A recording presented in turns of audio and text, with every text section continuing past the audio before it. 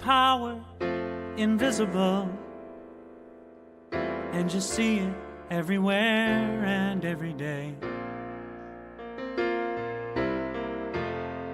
One power indescribable, and you speak of it with every word you say. Mysterious until you know the truth,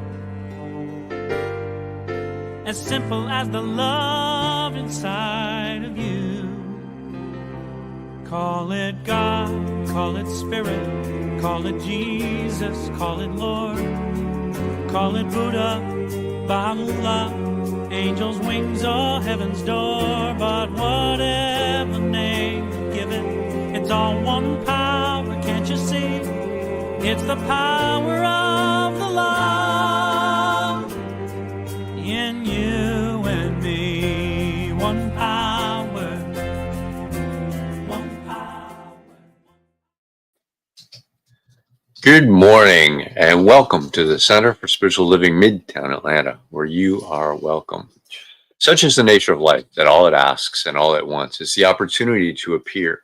You are that opportunity, and so am I, and so it is. Whoever you are, whatever path brought you here today, please know that you are welcomed and celebrated. We know who you are. You are an individual expression of the divine life in which we all live.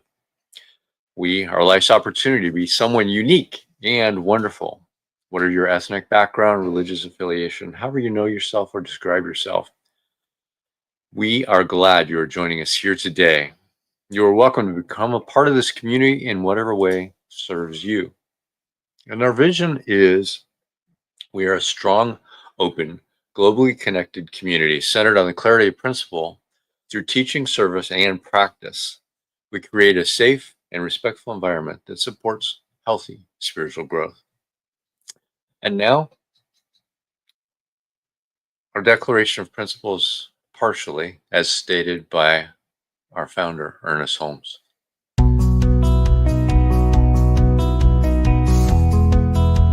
A few of the declaration of principles we live by. I believe in one God, one absolute power, and first cause to all things. I believe that this power is perfect love, and it creates out of a desire to express love. I believe all thought is creative, and how I choose to think creates my personal experience. I believe in the unity of all life, and the immortality of the individual soul forever unfolding.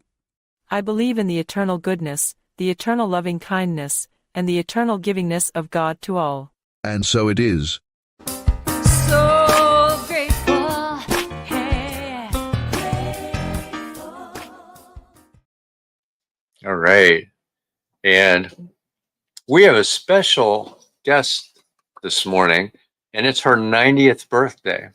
So our practitioner this morning is Norma Roberts. And we just the board and us want to recognize that beautiful person that she is, and thanks for all that she does for us and for the center.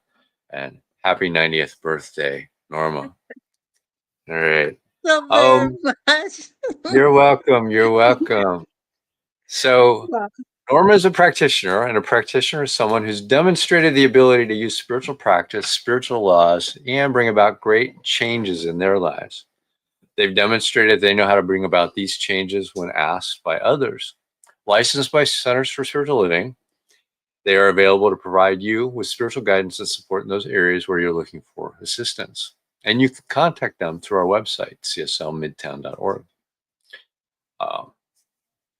Norma is a practitioner emeritus, and we welcome her this morning for a little talk and a spiritual mind treatment called an affirmative prayer. Thank you, Norma. Thank you again, Vance. You are absolutely wonderful. Thank you, thank you, thank you. This is a wonderful day.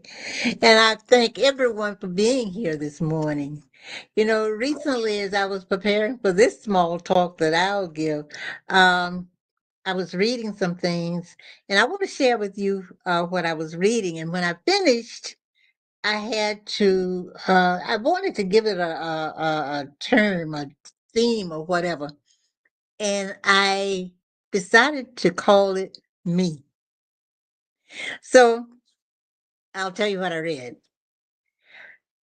I read that part of feeling free involves taking complete responsibility for my life. Freedom means I accept that the choices I've made, the roads I've traveled, and the lessons I've learned have made me the person I am today. My personal integrity is revealed through my use of my yes and my no.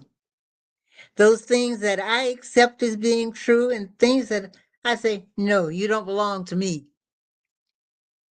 I may feel tempted to place blame on other people or circumstances for my more unpleasant episodes, my setbacks and failures.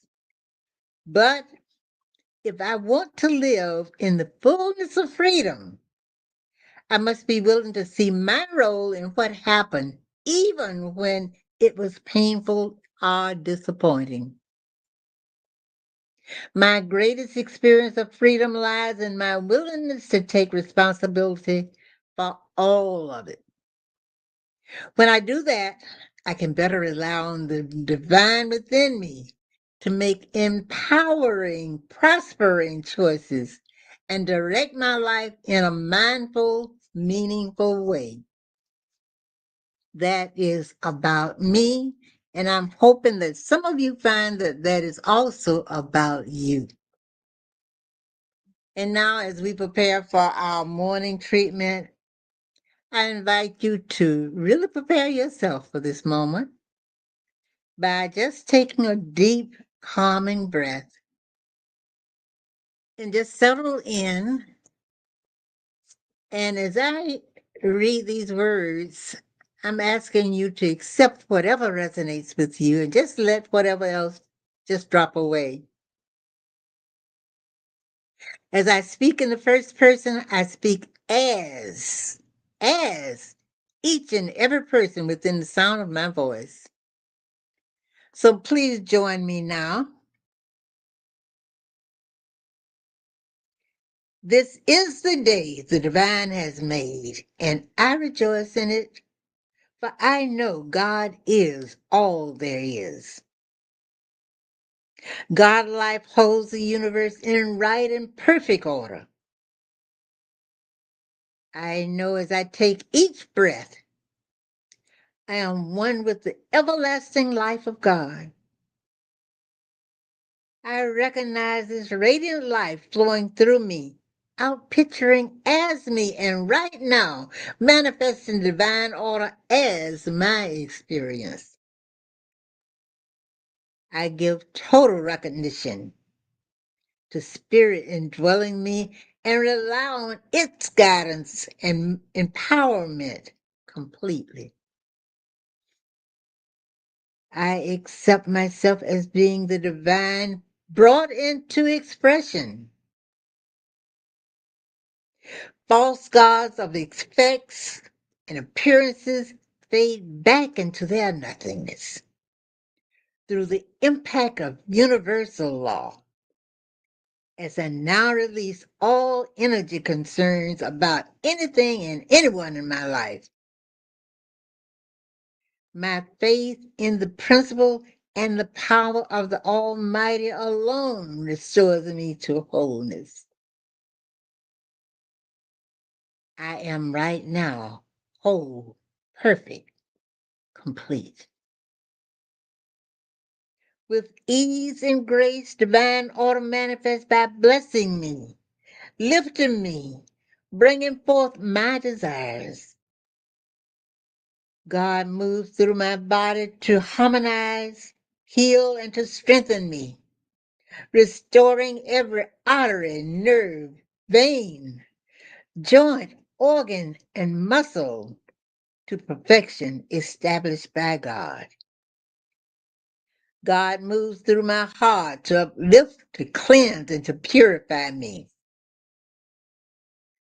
God moves through my life to prosper, to satisfy, and to bless me. God moves through my thoughts, offering new and greater expressions of good, allowing me to choose the most fulfilling experiences of my visions. This day, I believe, accept, and declare the perfection of God in all, through all, and all that I do. With great thanks, I give my whole being, spirit, mind, body, and affairs to this power. I let go and let God form in me the perfect receiving consciousness. I am open, humble, receptive, flexible, and ready to do what is mine to do today as I release this word to the divine and watch the perfect manifestation as my experience. This is my truth. It is the truth of all being. So I let it be so. It is so now, and so it is. And now we'll have some reflective music.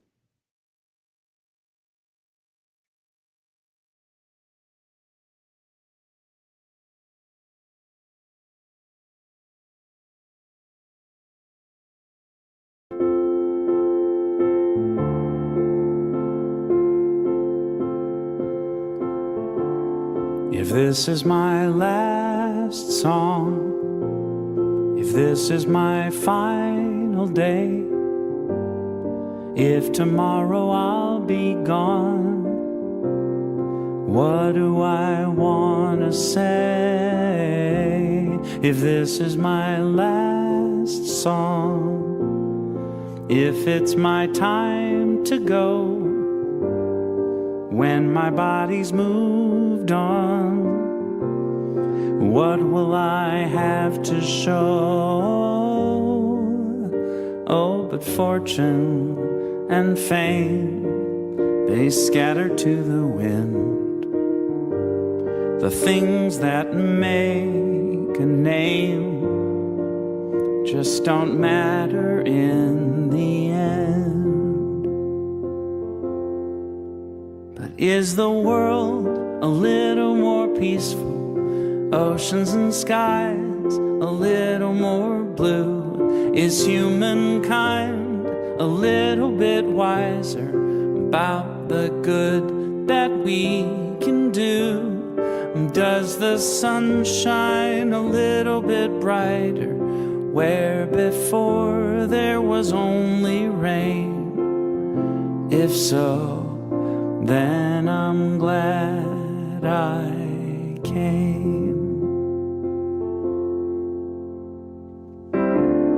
If these are my last words for all of the earth to hear, if all that I have ever been is about to disappear, if these are my last words, there's nothing that I need to say. I have only tried to serve. It's never been about talking anyway. So much hurt there is to heal, it's hard to understand. All I can hope to feel is that I am doing what I can. Is the world a little more peaceful? Oceans and skies a little more blue? Is humankind a little bit wiser about the good that we can do?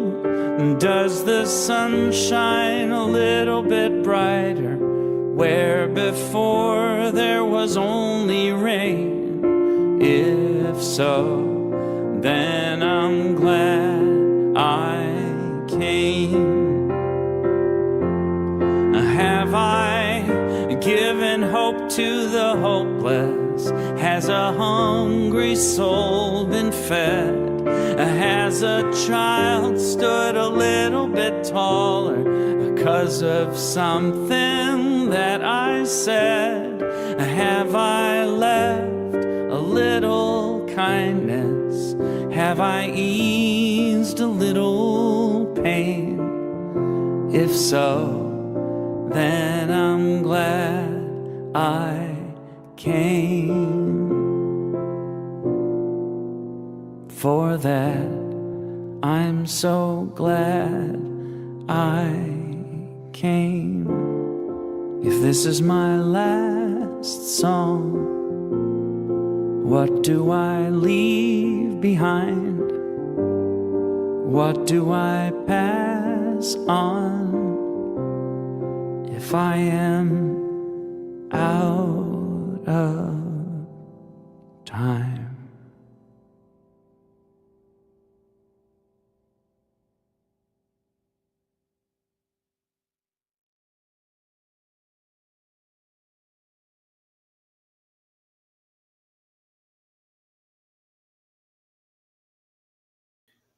You're on mute, Vance. I unmuted myself. So, starting over, our speaker this morning is Reverend Elzia Sekou, the senior minister at CSL Denver. He holds a BS degree in management from Florida A&M University and a master's from the City College of New York in Management Information Systems. Professionally, Elzia is currently the IT director at LTCI Partners, focusing on strategy, process, and system transformation. His experience in a variety of environments, government, IT, business, and academic, working with such clients as NASA, JP Morgan, Department of Interior, and as a professor of computer science at Florida A&M. He serves on several boards and currently serves as academic affairs chair at Iliff School of Theology. Reverend Elzia served as an Islamic imam and is the former chair of Cultural Diversity and Human Relations Commission for the city of Lakewood, Colorado. He's conducted workshops on prayer, hermetics, and religious science and ancient Egypt. Welcome, Reverend Z, this morning. Good morning, and hello, CSL Midtown family. I'm so honored to be here today on this really auspicious day, which is the celebration of Norma's birthday. Oh my goodness, what an honor to be here for that, especially when I found out that she is my, as we say in the South, my home girl from Florida. She's from St. Pete, I'm from Tallahassee, so there's a kindred spirit that's there already, and I'm so glad to be here and share this day with her and this talk as we move forward and wrap up this month's of October. Now, it's so fitting, I believe, that in the next few days, we'll be celebrating some holidays and some occasions that are really, really grounded in spirit. Now, that first one, Halloween, which has taken on a different twist from the original meaning. But the original Halloween comes from All Hallows Eve, which was a time for reflection and prayer and remembrance of the saints and the faithful ones who had departed.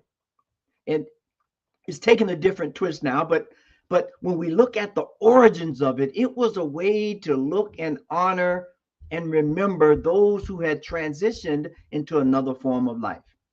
And then the next day, November 1st, was or is All Saints Day, where we honor those who have transitioned. And then on the next day, All Souls Day, which we look at the faithful, those who believe in the seen and the unseen and move forward in this thing called life. And so that reminds me of this idea, or really this question, or this mystery that everyone here seeks an answer. That is the mystery of beginnings and endings, of birth and death.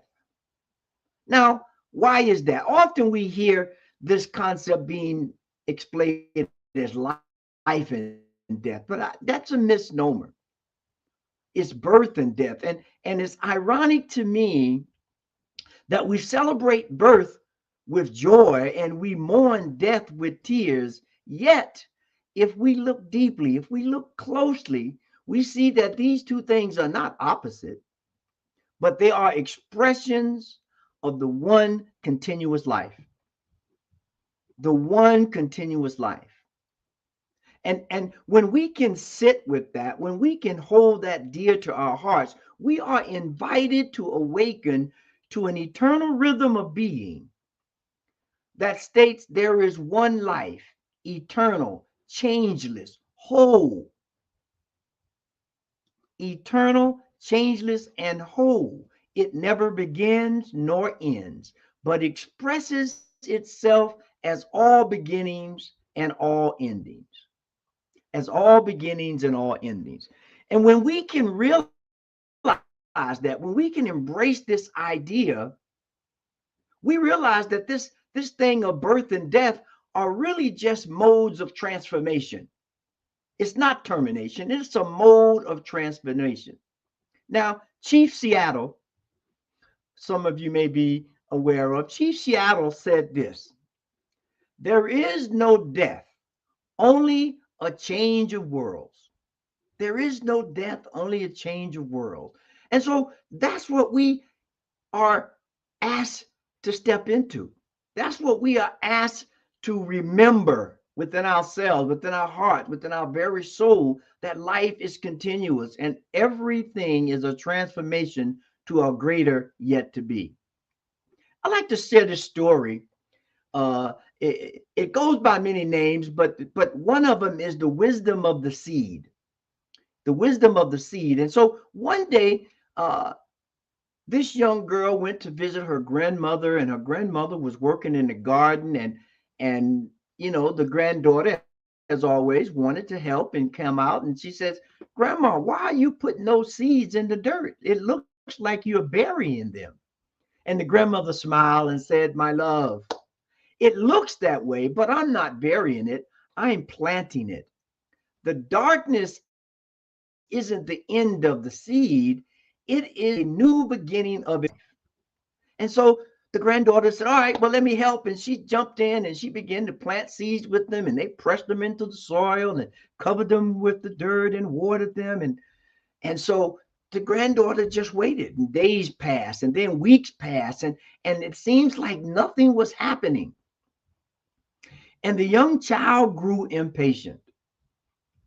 And she went to her grandmother and said, "Grandmother, I think it's gone. I don't know. There's nothing happening." But then one morning, a tiny green sprout broke through the soil, reaching for the sun. And the girl's eyes were wide, and she was excited. And she ran to her grandmother saying, "It came back. It came back." And the grandmother softly smiled and chuckled and said, "It never left. It was becoming. It was in the process of becoming." And that's what we do here in this thing called life. It is a continual process of becoming. This is our story. We pass from one form of experience to another. And as we look around, especially now, nature continues to display and to demonstrate this truth. Every year around this time, the leaves fall from the tree, and those leaves begin to nourish the soil, and in spring, new life come forth, as they say, in due season. And this is us. So this thing of birth and death, or this wholeness of life, is what we're seeking to embrace within ourselves. The darkness that we fear of death is really a misunderstanding of the soil of new creation. It's a misunderstanding. So We realize when we embrace this that nothing is ever lost. Everything transforms. Life is not a straight line. Life is cycles. We see that every day in all the different places, whether it's the waves rising and fall, the tides, the trees, the cycle of the moon. All these things let us know that nothing is ever lost. It only transforms into something greater and more realization.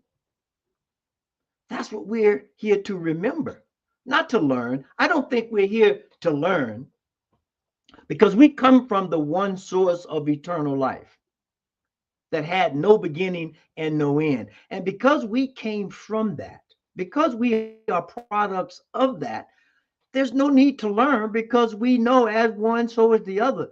Our job is to remember who we are, to remember the process of life and know that it is eternal.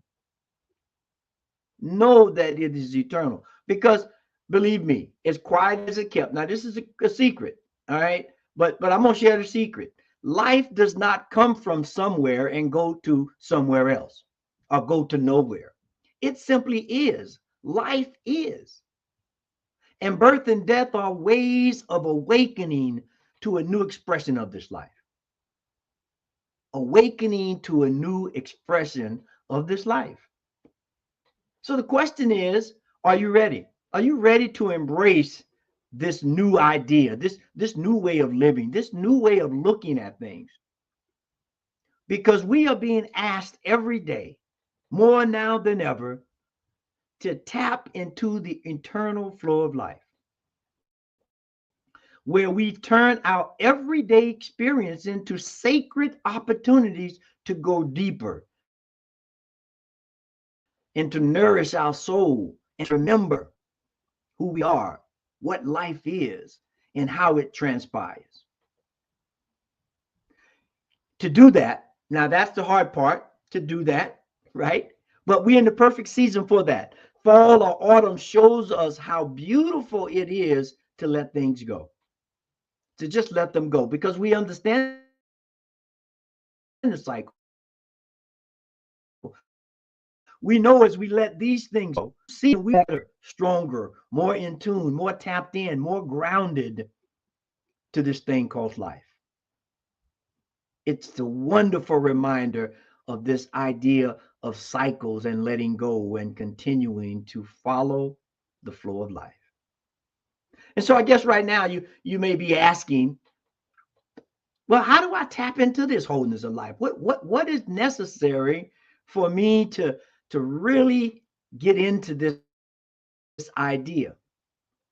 Well, I'm going to give you 3 pathways that I think are grounding ideas or are capsulating moments in time that allow us to do that. The first thing is we have to see beyond appearances. Things are not what they appear to be. Spirit moves from invisible to visible and back again like waves in an ocean. Because remember, in our textbook, Science of Mind, the first statement in there, our founder, Ernest Holmes, says, I look forward to the day when spirituality and science walk from the visible into the invisible. And because we know through the law of correspondence, everything that's visible may become visible, but what is visible may also represent itself as invisible. So we begin to look at life beyond appearances.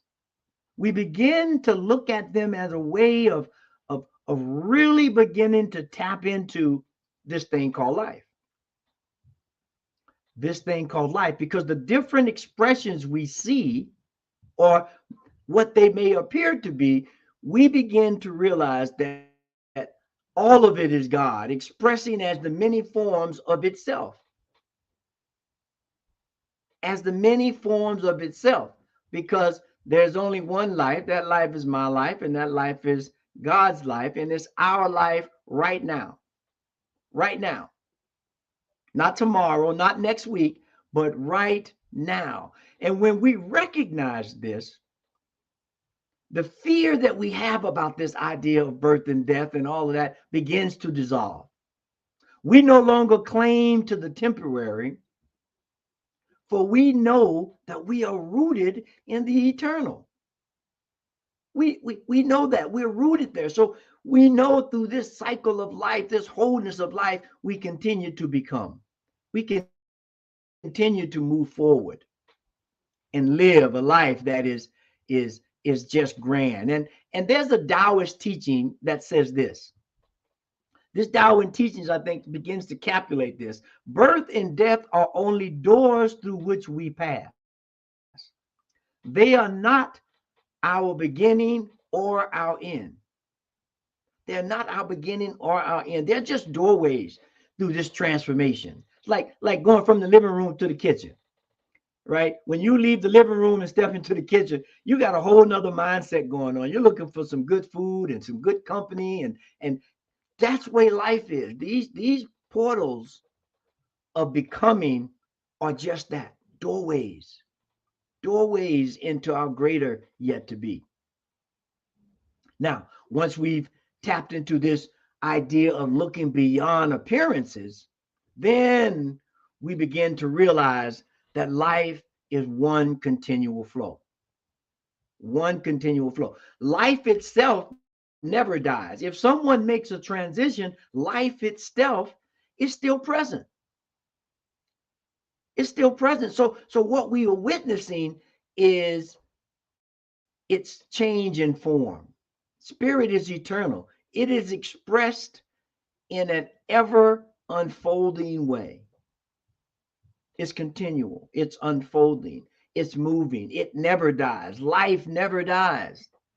But there are portals within it that we call life and death. And so when we live in this awareness, we move without fear through the gates of change. Nothing that we encounter, each of these moments of loss contains the seeds of a greater life. Concedes of a greater life. So that's what we need to hone in on, that this is continual life and we are ever unfolding. Thich Nhat Hanh, the great the Vietnamese Buddhist says this: birth and death are one thread, the same life viewed from different sides. That's all. It's continual. And so let us begin to understand that life is one continuous flow. One continuous flow. And that each moment that seems to be a loss or that appears to be a death is the seeds of a greater life. It's moving us forward. It's rising us higher and allowing us to really begin to appreciate and understand and move with ease and grace. Now, the last portal, if you will, the last idea that helps us embrace this wholeness of life is just that. We have to embrace this cycle. We have to embrace it. There is a sacred rhythm everywhere in creation, whether it's in the seasons or the tides in the ocean, the caterpillar that turns into a butterfly, or this idea of birth and death. We use it as a reminder to say, here we go. We're on a joyous ride, connected with the source of all life, and we are moving forward with love and light in our hearts, and we are ready for the exploration, the adventure, the journey that we are on. Just think, that's a great journey. To be in the mystery, to be in the observation of things changing and transforming to something greater. Because we learn early in this idea that birth and death are not opposites. Because there's a oneness in creation, there's one life. So there are no opposites. They are two expressions of one eternal movement of spirit. And when we can understand that, when we can buy into that, when we can allow ourselves to live from that perspective, we become whole. We become complete. Not that we are not already, we begin to realize our completeness and wholeness. Alexander Graham Bell, the telephone guy, and we know everybody got a telephone, so we can connect and see how that transforms. It says, as one door closes, another opens. But we so often look regretfully upon the closed door that we do not see the one which has opened for us. It's that way of looking at life. It's that understanding cycle. It's the way of knowing that judge not according to appearances. Judge not according to appearances. And so that's what we do when we begin to step into the wholeness of life. We begin to look beyond appearances. We begin to understand and witness in our very being that life is one continuous flow. And that when we embrace that cycle of life, all things are possible. All things are possible. And we know that each event, each so-called circumstance in our life is the doorway and the gateway to a greater expression of this thing called life itself. And so I want to close with this idea that the divine spirit that is everywhere present. We give thanks for this truth that there is only one life. And we call forth the spirit of that, the wholeness of that within, to uplift us beyond appearances. As we realize that we are each a wave in the boundless sea of the divine, rising and falling and returning and rising again. So let us move through all the changes with faith in the eternal idea of eternal life, embracing all that we encounter, and may our awareness of this wholeness bring peace to all who seek comfort, enlightenment, and joy. And so it is. Amen. And so, as always, I always call forth a call to action, so that we begin to actualize these things in our lives. And so I would invite everyone that's here now or maybe listening later to really take this idea to heart. And some of you may have had it before, but in your journal, write down what it would be if you were at your portal to the next dimension of life. What would that look like? What would you feel? How would you see yourself as you move to the next beginning? Because this affirmation sets it whole. There is but one life. That life is God's life. And that life is my life now. And this thing called death is only a horizon. And so it is.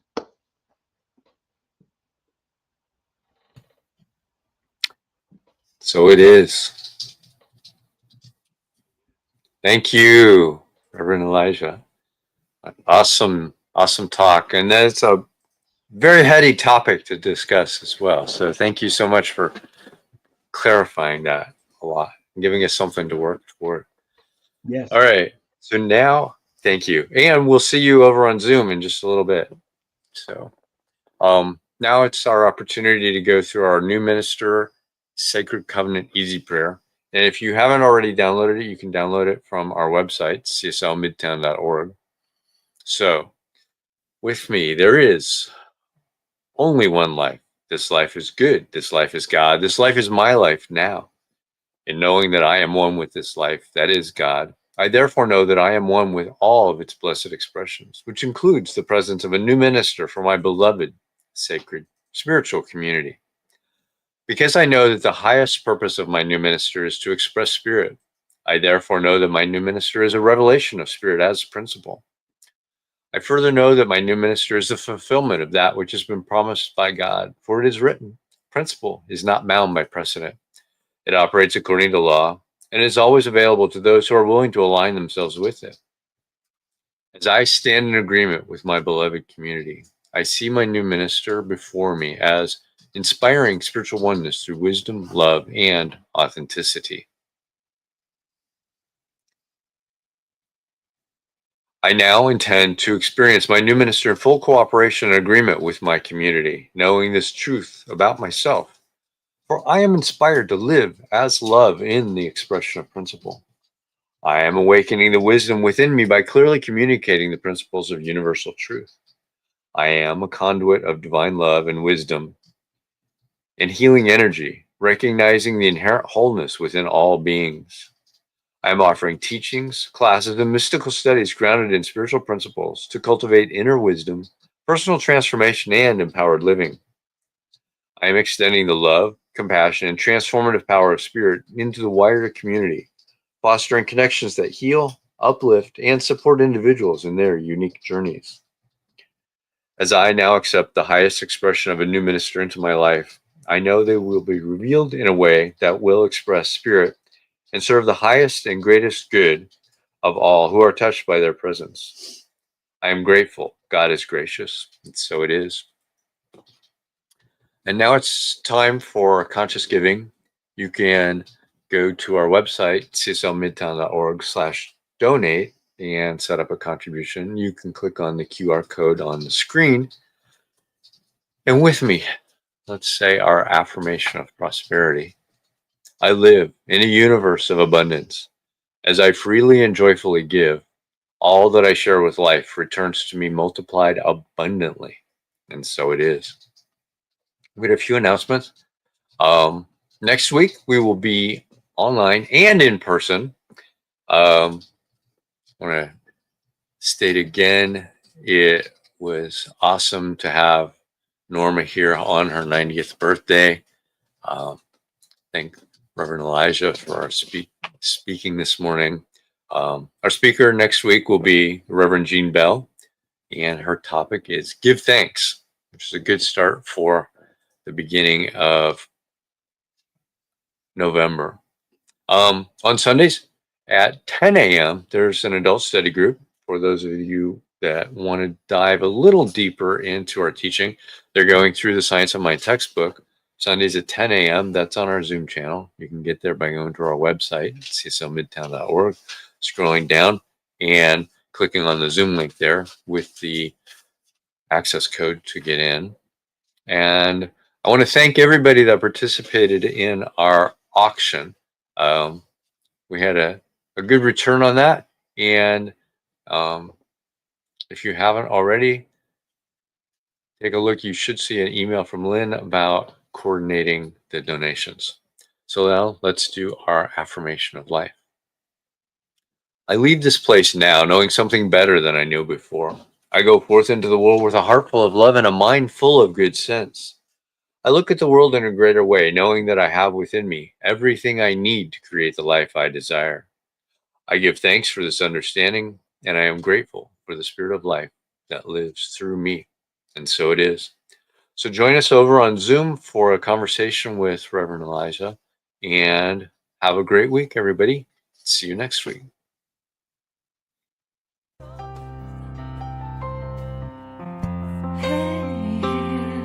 I'm so grateful.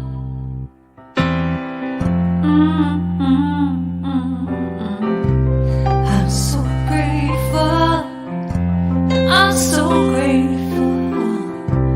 I'm so grateful for all that I have. I'm so grateful. I'm so grateful. I'm so grateful for all that I have. Hey! Oh yeah. Grateful. I just say I am so grateful every day for all I have. Every day. I'm so grateful. I'm so grateful. I'm so grateful.